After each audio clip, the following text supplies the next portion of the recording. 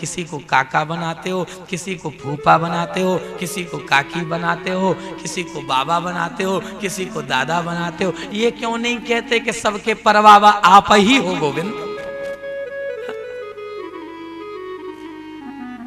भगवान आवेश में आ गए, कहने लगे हाँ हाँ बुआ तुम ठीक कहती हो, मैं ईश्वर हूं, मैं भगवान हूं, मैं कह रहा हूं मैं भगवान हूं। आज इस सभा में जो मौजूद है वो मुझसे कुछ भी मांग सकता है, मैं ईश्वर हूं, मैं देने के लिए तैयार हूं। तुम मांगो मैं दूंगा, तुम मांगो मैं देने की इच्छा रखता हूं। तुम मांगना चाहो तो आज मांग लो, क्योंकि मैं देना चाह रहा हूं।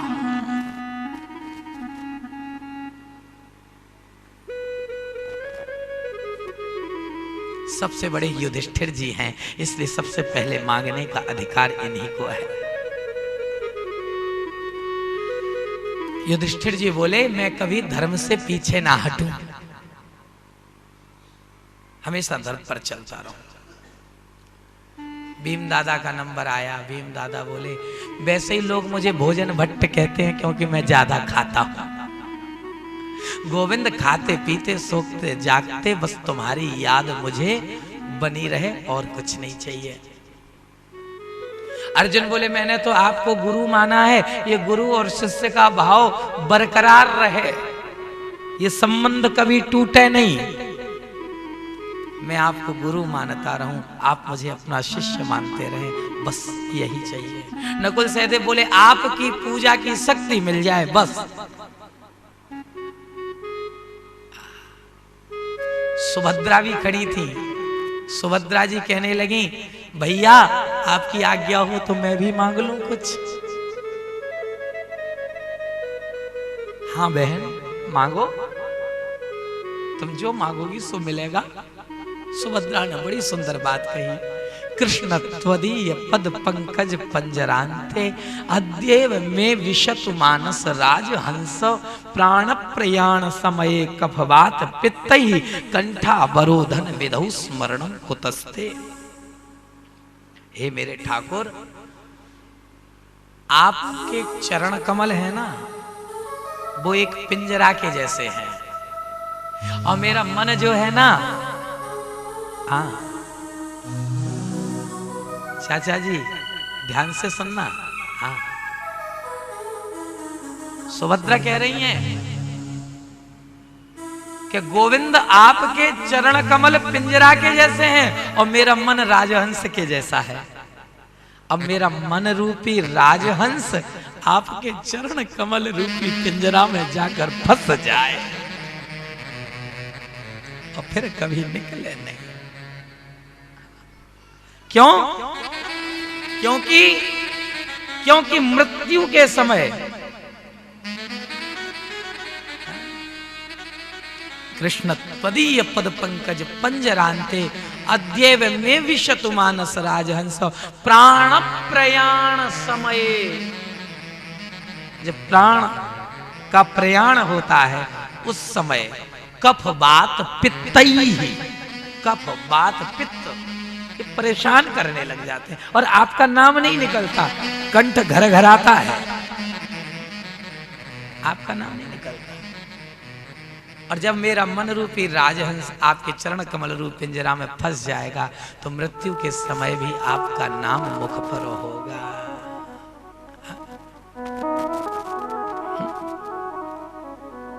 कंठावरोधन विधौ स्मरणं कुतस्ते। कंठावरुद्ध हो जाएगा तो स्मरण कैसे होगा? यदि अभ्यास होगा तो स्मरण जरूर होगा। इसलिए गोविंद मेरा मन रूपी राजहंस आपके चरण कमल रूप पिंजरा में फंस जाए। गोस्वामी बाबा गा रहे हैं, बड़ा सुंदर। जन्म जन्म मुनि जतन करा, जन्म जन्म मुनि जतन करा, जन्म जन्म मुनि जतन कराई, जन्म जन्म मुनि जतन कराई, जन्म जन्म मुनि जतन कराई। जन्म जन्म मुनि जतन कराए। जन्म जन्म मुनि जतन कराई। जन्म जन्म मुनि जतन कराए। अंतराम कहियावत नाहि। अंतराम कहियावत नाहि। अंतराम कही आवत नाहि। अंतराम कहियावत नाहि।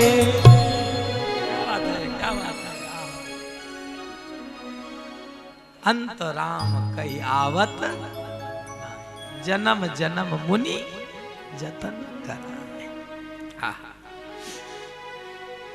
ठाकुर जी का नाम नहीं निकलता। महाराज गोस्वामी जी भी वही कह रहे हैं और सुखदेव जी भी वही कह रहे हैं, बस हमारा सुनना बाकी है। वो भी वही कह रहे हैं, वो भी वही कह रहे हैं, हमारा सुनना बाकी है। लेकिन सुने कैसे? 8:30 जो बज गया। एक जगह कथा चल रही थी, एक संत जी कथा सुनते थे और वो आंख बंद करके बैठते थे। हाँ, ये दूसरी कथा है, वो वाली नहीं है जो कल सुनाई थी। हाँ, और वो आंख बंद करके सबसे आगे बैठ जाते। एक दिन पूछा उनसे कि महाराज जी आप कथा सुनते हो, आंख बंद क्यों करते हो? बोले महाराज जी कथा के माध्यम से गोविंद की छवि को निहार लेता हूं, और कथा के माध्यम से एक बार गोविंद की छवि देख लेता हूं तो संसार को देखने की इच्छा नहीं होती, इसलिए आंख बंद करके बैठकर कथा सुनता हूं।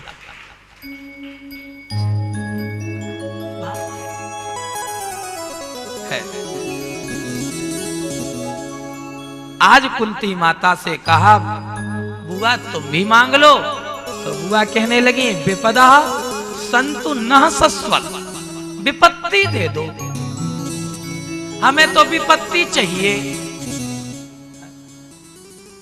हमें तो विपत्ति चाहिए, विपत्ति दे दो। हाँ?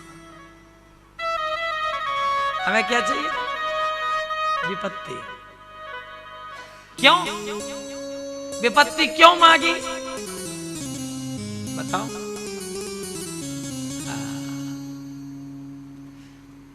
विपत्ति क्यों मांगी? कि सुख के माथे सिल पड़े जो हरि हृदय से जाए,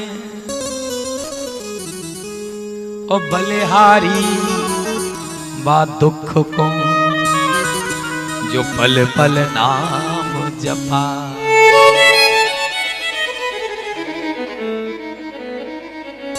दुख अच्छा है जिसमें ठाकुर की याद बनी रहे। हाँ, कहाँ हनुमंत विपत्ति प्रभु सोई, जब तब सुमिरन भजन ना हो। विपदो नैव विपदः संपदो नैव संपदः। विपत्ति को विपत्ति नहीं कहते माताओं, संपत्ति को संपत्ति नहीं कहते सज्जनों। फिर विपत्ति क्या है और संपत्ति क्या है? बोले विपदः नारायण विस्मृति, भगवान की याद को भूल जाना संसार की सबसे बड़ी विपत्ति है, और भगवान की याद हर समय बनी रहे, इससे बड़ी संपत्ति संसार में कोई दूसरी हो नहीं सकती।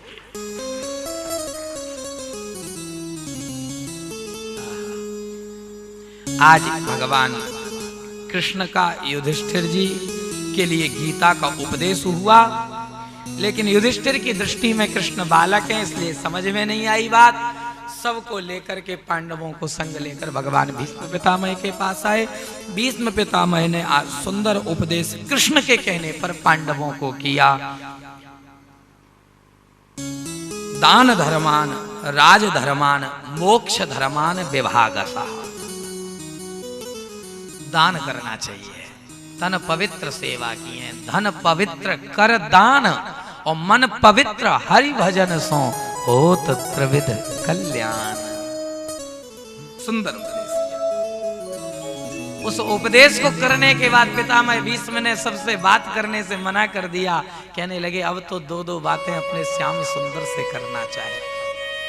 ये वही श्याम सुंदर हैं जिन्होंने प्रतिज्ञा करी थी कि मैं अस्त्र शस्त्र नहीं लूंगा महाभारत के युद्ध में, और मैंने भी प्रतिज्ञा करी थी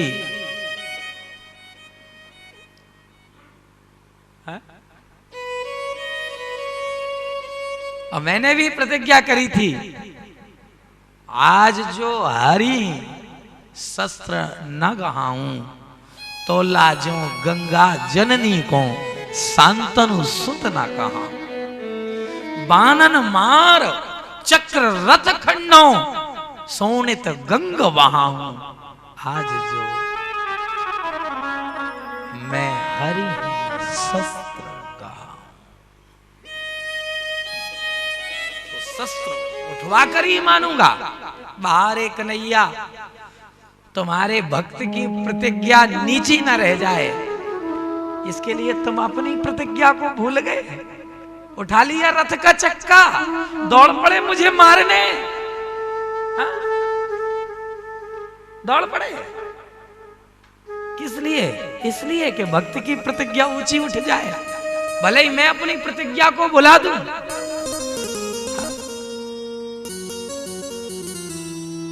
बताओ ना, भगवान अपनी प्रतिज्ञा को भुला दे तो पृथ्वी समुद्र में डूब जाए।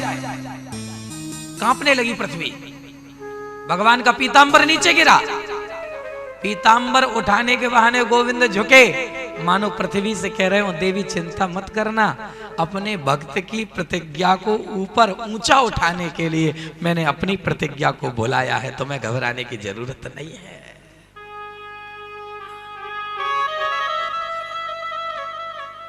बड़ा सुंदर वर्णन आता है।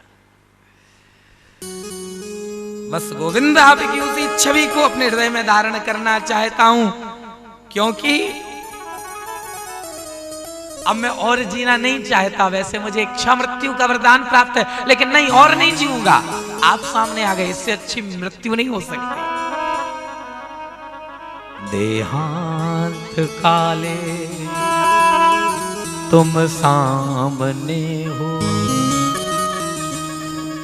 देहांत काले तुम सामने हो, मुरली बजाते मन को लुभाए।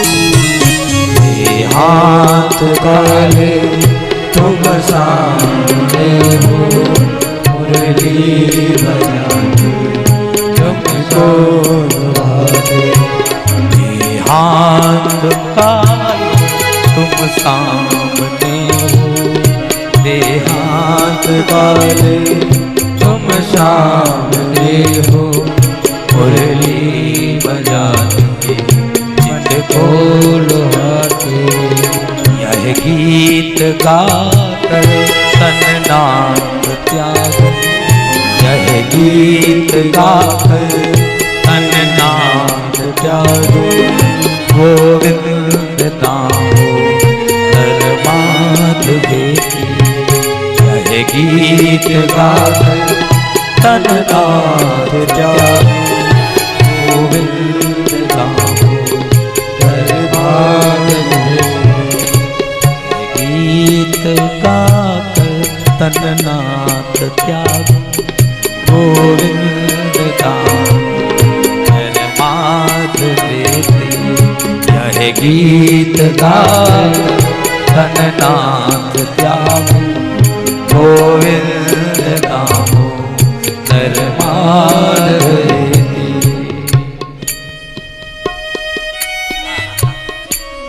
महाराज बड़ा सुंदर वर्णन है। उसी समय भगवान की सुंदर छवि को अपने हृदय में धारण करके श्री भीष्म पितामह ने अपने प्राणों का त्याग किया। पांडव रोने लगे। भगवान ने उन्हें ढांढस बंधाया। भगवान लौट करके आए। कुरुकुल की नारियों ने भगवान की पुष्प वृष्टि करके स्वागत किया। भगवान ने माता पिता के चरणों में प्रणाम किया। इसके पश्चात परीक्षित का जन्म हुआ।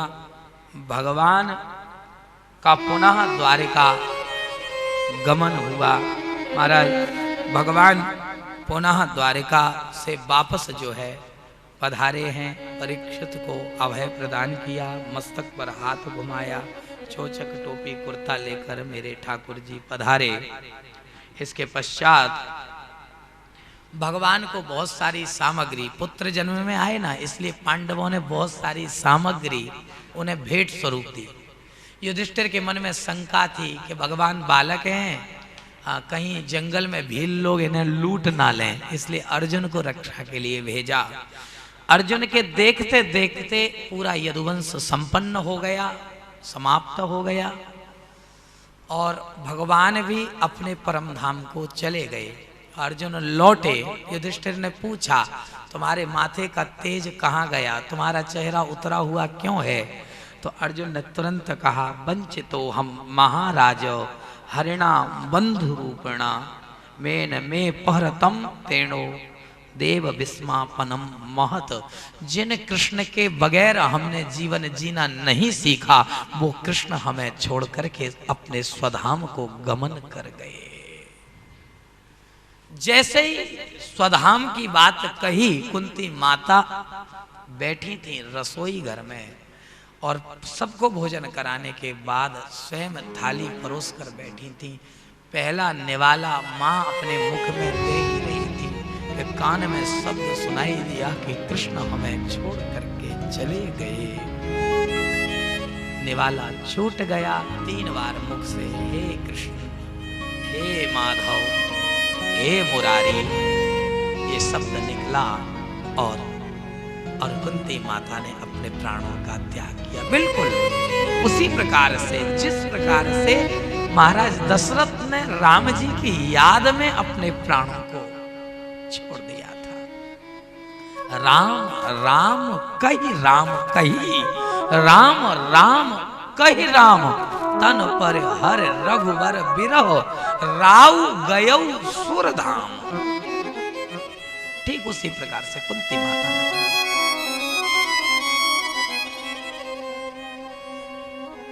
आनंद फानन में पांडवों ने परीक्षित को राजगद्दी पर अभिषिक्त किया। स्वर्गारोहिणी की यात्रा पर निकले। बीच में 100 पांडवों का शरीर पूरा हो गया, सशरीर युधिष्ठिर महाराज ही गए। कहते हैं इन्होंने भी मार्ग में थोड़ा सा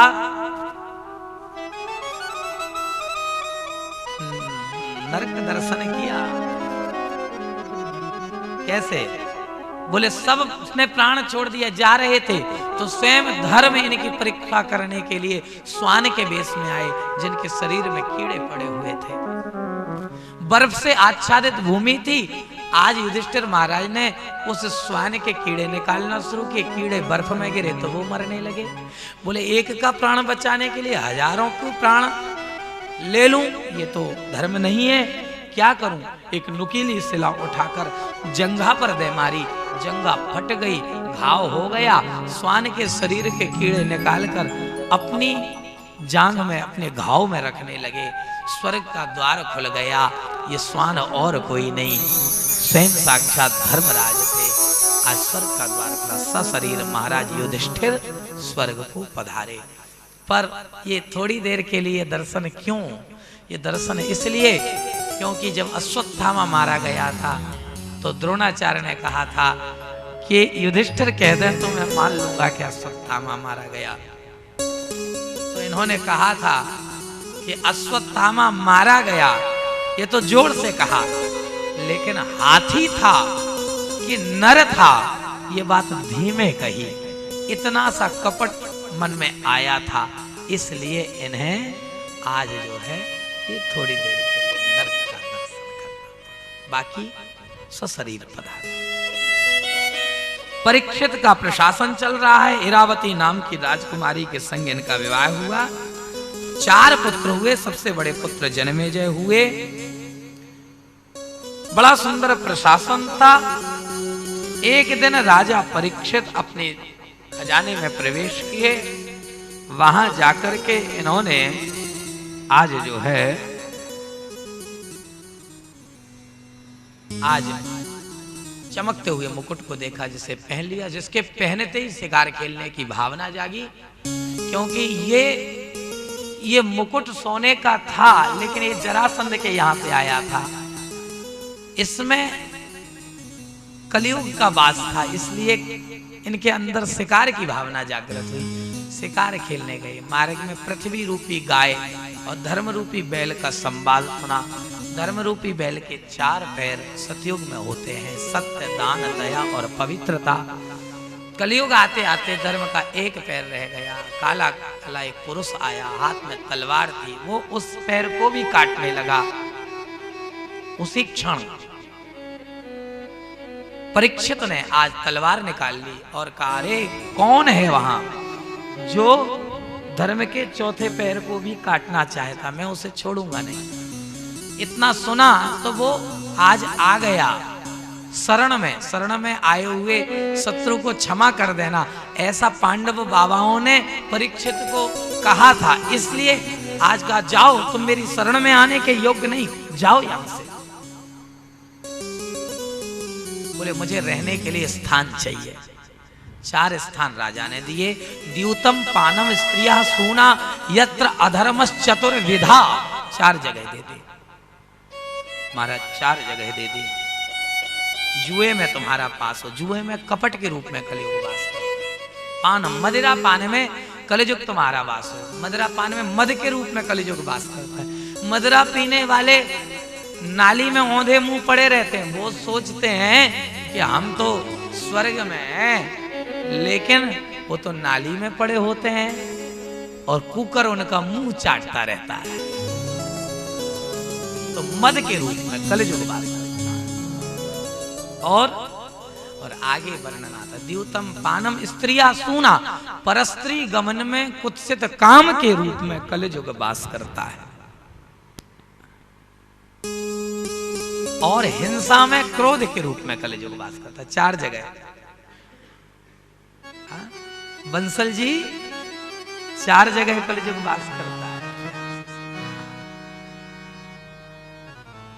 ध्यान देना मेरी बात पे।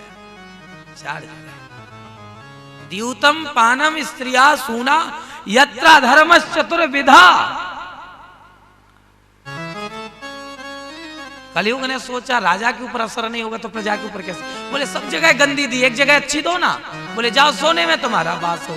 तुरंत सिर पर चढ़ गया राजा परीक्षित। क्यों? धातुओं में मैं सोना हूं ऐसा भगवान कहते हैं, फिर सोने में कलयुग कैसे वास कर सकता है? बोले सोना 2 प्रकार का होता है, 1 नंबर वाला और 2 नंबर वाला। 2 नंबर के सोने में कलयुग वास करता है, 1 नंबर में भगवान वास करते हैं। हाँ, मेहनत मजदूरी वाले में भगवान वास करते हैं। फिर प्रश्न खड़ा हो गया, राजा के पास 2 नंबर का कहां से आया था? बोले इनका था ही नहीं, ये तो जरासंध के यहां से लाए थे पांडव, उसका था। और जरासंध के पास 1 नंबर की संपत्ति होने का कोई कारण ही नहीं, उसके पास तो सब 2 नंबर की। इसलिए कलयुग का वास हो गया। राजा परीक्षित संत के आश्रम में पहुंचे। वहां जो है भूख और प्यास के कारण भोजन मांगने लगे, जल मांगने लगे। समीक ऋषि ध्यानस्थ थे, उन्होंने गौर नहीं दिया। क्रोधवश आकर राजा ने मरा हुआ तक्षक प्रजाति का सर्प ऋषि के गले में डाल दिया और वहां से चले आए। इधर उन ऋषि का जो कुमार है, जो बालक है, ऋषि कुमार हैं, श्रृंगी हैं, वो कौशिकी के जल में क्रीड़ा कर रहे थे। उन्हें ये सूचना प्राप्त हुई कि तुम्हारे पिता महाराज के गले में किसी ने मरा हुआ सर्प डाल दिया। कौशिकी का जल हाथ में लिया, क्रोध में आकर राजा को 7 दिन में मरने का श्राप दे डाला। आकर पिता के गले में से सर्प निकाला, जोर जोर से रोने लगे। पिता की आंख खुली, बेटा क्यों रोते हो? बोले मैंने राजा को ऐसा दंड दिया है कि आज के बाद कोई भी राजा, कोई भी व्यक्ति संत का अपराध करने से पहले 10 बार सोचेगा। बोले क्या कर दिया बेटा तुमने? बोले मैंने 7 दिन में मरने का श्राप दे दिया। बेटा ये तुमने ठीक नहीं किया। क्यों? उसने भी तो ठीक नहीं किया आपके साथ। बोले नहीं बेटा, संत को तितिक्षया कारुणया मैत्रेया चाखिल जंतुषु, संत को तितिक्षु होना चाहिए, करुणावान होना चाहिए, मैत्रेया चाखिल जंतुषु, अखिल जंतुओं के प्रति मैत्री भाव होना चाहिए। अब क्या कर सकते? बोले जाओ राजा को सूचना दो। उधर राजा अपने महल में पहुंचे, मुकुट उतारा, तैसे ही होश आया, अरे मेरे हाथ उस समय जल क्यों नहीं गए जिस समय मैंने इन हाथों से एक संत का अपमान किया। अरे मैं अपने बाबा पांडवों के कुल पर कलंक हूं जो मेरे द्वारा एक संत का अपराध हो गया। राजा चिंतित बैठे थे। उसी समय एक ऋषि कुमार आया, आकर के कहता है राजन 7 दिन में तुम्हारी मृत्यु हो जाएगी, अपनी मुक्ति का उपाय कर लो। राजा बड़ा खुश हुआ, मुझे ये श्राप नहीं मिला है, मुझे ये वरदान मिला है। बोले क्यों? बोले क्षण भर का भी भरोसा नहीं है कि कब क्या हो जाए, लेकिन मुझे 7 दिन का टाइम मिला है महाराज। मैं दृढ़ता के संग कह सकता हूं कि 7 दिन से पहले मैं नहीं मर सकता। क्षण भर का भरोसा नहीं, मैं कह सकता हूं 7 दिन से पहले नहीं मर सकता। ओहो, आज सुंदर नगरी सजवाई, अपने पुत्र जनमेजय को राजगद्दी पर अभिषिक्त किया, एक लोटा भी संग में नहीं लिया और श्री शुकताल की ओर पधारे। शुकताल जानते हो ना, मुजफ्फरनगर के पास है, दिल्ली से आगे। वहां सुखदेव जी ने राजा परीक्षित को कथा सुनाई थी, आप सबको ले चलूंगा, हाँ चिंता मत कर। श्री शुकताल में जाकर के राजा परीक्षित एक बटवृक्ष के नीचे बैठे। श्री सुखदेव जी का आगमन हुआ। सुखदेव जी जैसे ही आए, हजारों संतों ने कह दिया राजन आज समझो तुम्हें मुक्ति मिल गई।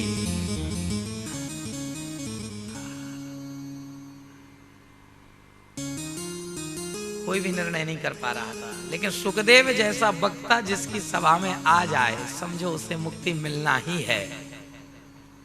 राजा परीक्षित ने पूजन किया श्री सुखदेव जी महाराज का। श्री सुखदेव जी महाराज विराजे। मेरा निवेदन है परीक्षित जी से कि वो श्री सुखदेव जी का पूजन करें मंच पर आकर के, और हम सभी श्री सुखदेव जी का वंदन करें बड़े बड़े।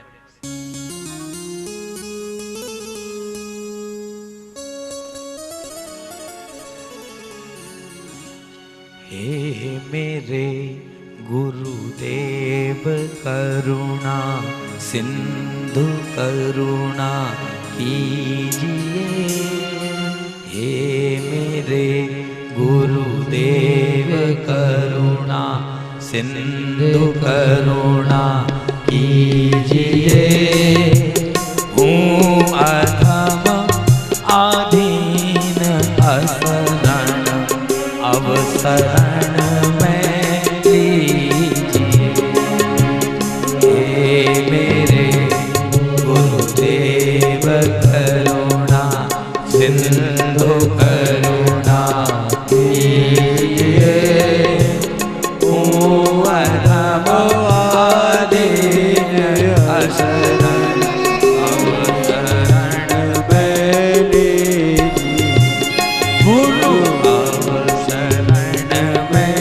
लीजिए। प्रभु अवसरण में लीजिए।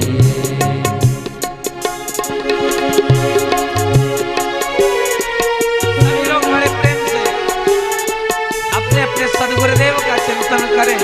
श्री सुखदेव जी महाराज हरे।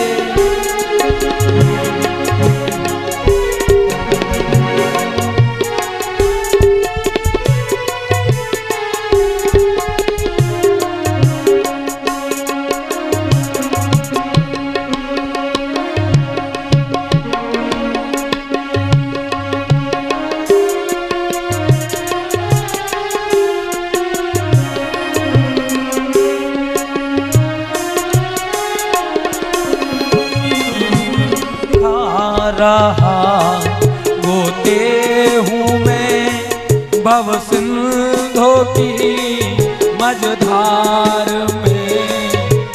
खा रहा गोते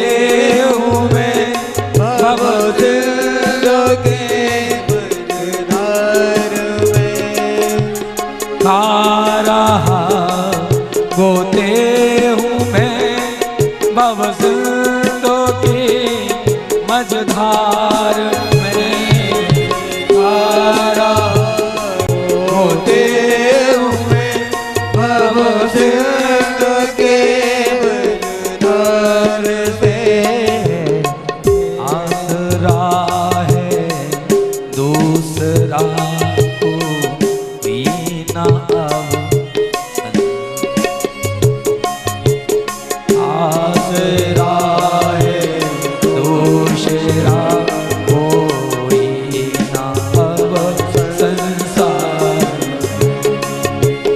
हे मेरे गुरुदेव करुणा सिर करना कीजिए ओ अधम आए अक्षर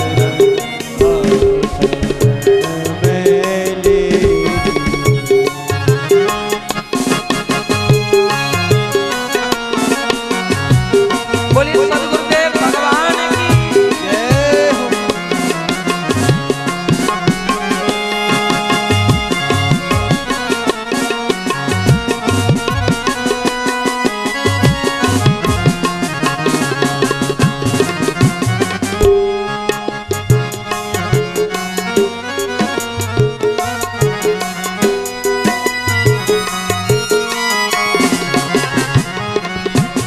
मुझ में है जप तप न साधन और नहीं कुछ ज्ञान है मुझ में है जप तप न साधन और न कुछ ज्ञान है मुझ में है जप तप न साधन और नहीं कुछ ज्ञान है मुझ में है जप तप न साधन और ना कुछ ज्ञान है निर्लज्जता है एक बाकी और सब अभिमान है निर्लज्जता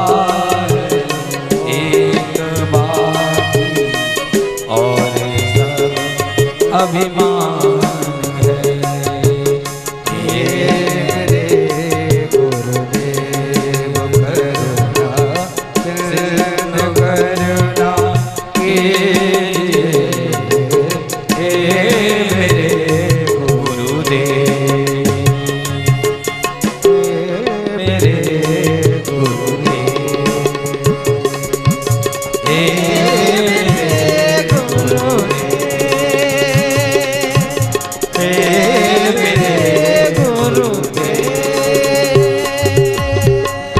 सुखदेव जी ने एक ही बात करी, श्वास श्वास पर कृष्ण भजी और प्रथा श्वास नहीं खोए, ना जाने या श्वास की आव न होए न होए। समय हो चुका है, ठीक 9 बज चुका है। हम लोग संकीर्तन के साथ कथा का यहीं विश्राम करें। तृतीय दिवस का कथा रूपी पुष्प श्री राधा वल्लभ लाल के चरणों में हम सब समर्पित करते हैं, श्री द्वारिका नाथ के चरणों में समर्पित करते हैं और बड़े प्रेम से एक बार जयकारा लगाएंगे। बोली द्वारिका नाथ की जय हो, राधा वल्लभ लाल की जय हो।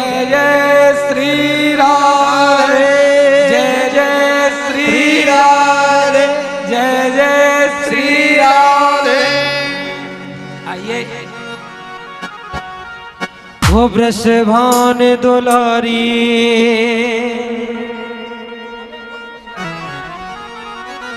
श्री राधा जो प्यारी, बरसाने बारी के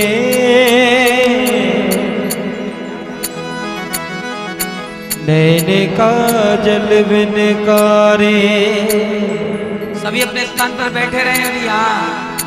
नैने का जल बिनकारे।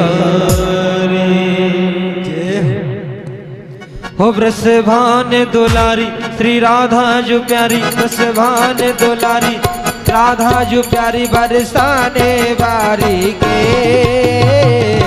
नैन काजल बिनकारे, नैन काजल बिनकारे, नैन काजल बिनकारे, नैन काजल बिनकारे। बरसाने दुलारी श्री राधा जो प्यारी, बरसाने दुलारी श्री राधा जो प्यारी बरसाने बारी के। नैन काजल बिनकारे, नैन काजल बिनकारे, नैन काजल बिनकारे, नैन काजल बिनकारे। जय हो, तालियों की क्षमा कर दो, हरि बोल।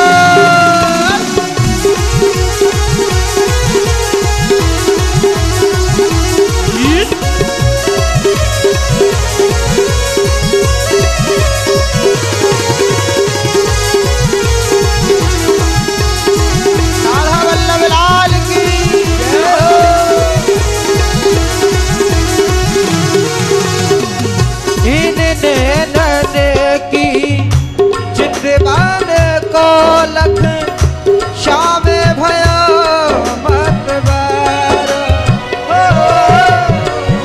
इन नैन की चितवन गोलक, श्याम भये मतवार। तीन अखियन में प्रीतम प्यारा, रुच रुच का जरडारो। तीन अखियन में प्रीतम प्यारा, रच रच का जरडार। वो तो नवल किशोरी श्री राधा रानी गोरी, वो तो नवल किशोरी श्री राधा रानी गोरी बरसाने बारी के। नैन काजल बिनकारे, नैन काजल बिनकारे, नैन काजल बिनकारे, नैन काजल बिनकारे। हम बरसाने दुलारी श्री राधा जो प्यारी, बरसाने दुलारी श्री राधा जो प्यारी। देखिए, मैं सभी भक्तों से निवेदन करना चाहता हूँ। हाँ भैया, सभी भक्तों से निवेदन करना चाहता हूँ, जो भक्त बैठे हुए हैं मीठी मीठी तालियों की क्षमा करते हुए, जिनको नाच के हाजिरी लगाना है दरबार में जरूर आए, संकोच नहीं करना है, खड़े हो जाएं। बरसाने दुलारी श्री राधा जो प्यारी, बरसाने दुलारी श्री राधा जो प्यारी बरसाने बारी के। नैन काजल बिनकारे, नैन काजल बिनकारे, नैन काजल बिनकारे, नैन काजल बिनकारे। दोनों हाथ ऊपर करके बड़े बुलंद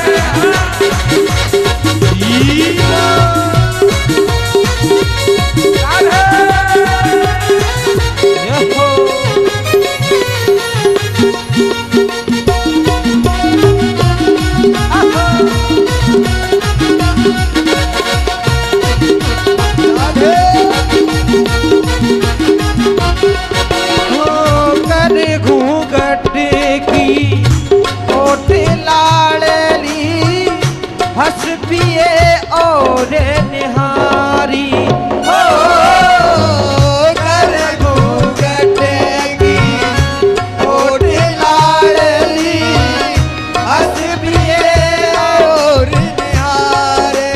हो यह छवि निरीख श्यामा प्यारी को, खाड़े रहते बिहारी।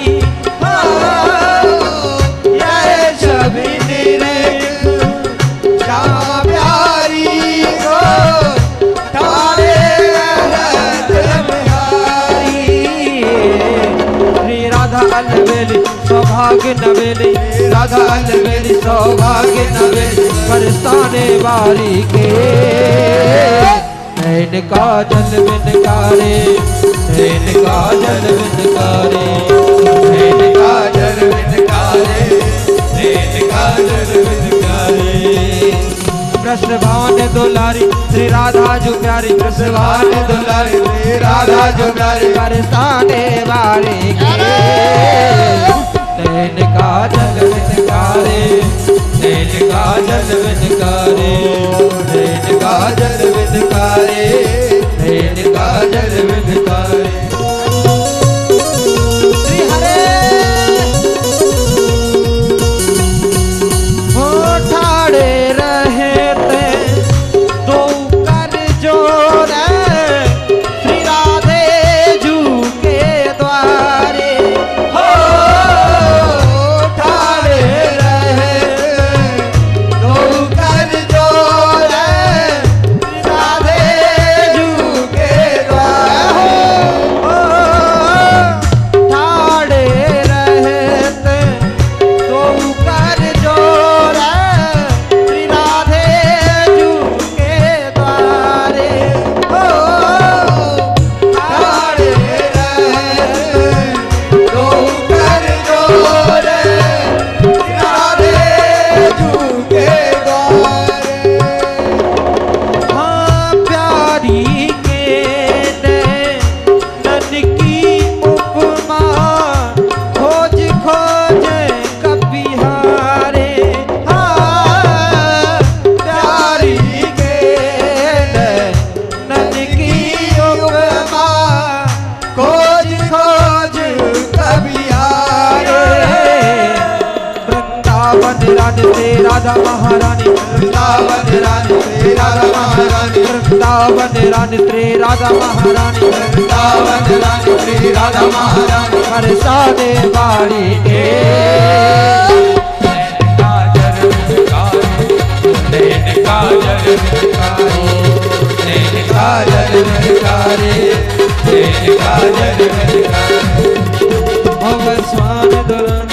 देखिए एक बार मेरा निवेदन है, कोई बगैर नाचे नहीं रहेगा। ये राधा रानी का दरबार है। राधा रानी के दरबार में हम सब उनकी सखी है, उनकी दासी है, इसलिए एक बार सबका पाँव उठना चाहिए ऊपर, सभी नाचेंगे, कोई बगैर नाचे नहीं रहेगा। दोनों हाथ ऊपर काजल करेंगे। विनकारे नैन काजल विनकारे नैन काजल विनकारे नैन काजल विनकारे रसभान दुलारी श्री राधा जो प्यारी वृषभान दुलारी श्री राधा जो प्यारी बरसाने वाली के नैन काजल विनकारे नैन काजल विनकारे नैन काजल विनकारे नैन काजल विनकारे आहा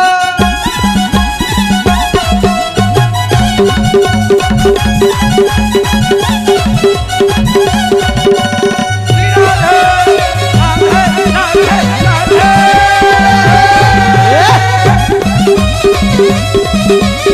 राधा वल्लभ लाल की जय।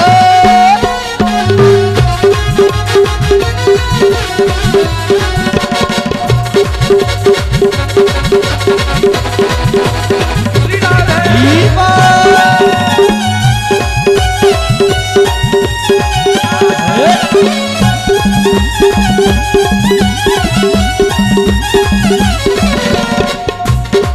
वृषभान दुलारी श्री राधा जो प्यारी वृषभान दुलारी श्री राधा जो प्यारी बरसाने वाली के नैन काजल विनकारे नैन काजल विनकारे नैन काजल विनकारे नैन काजल विनकारे एक बार।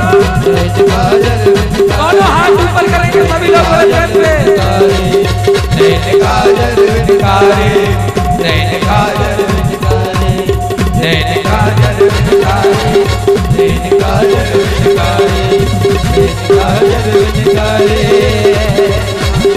नैन काजल विनकारे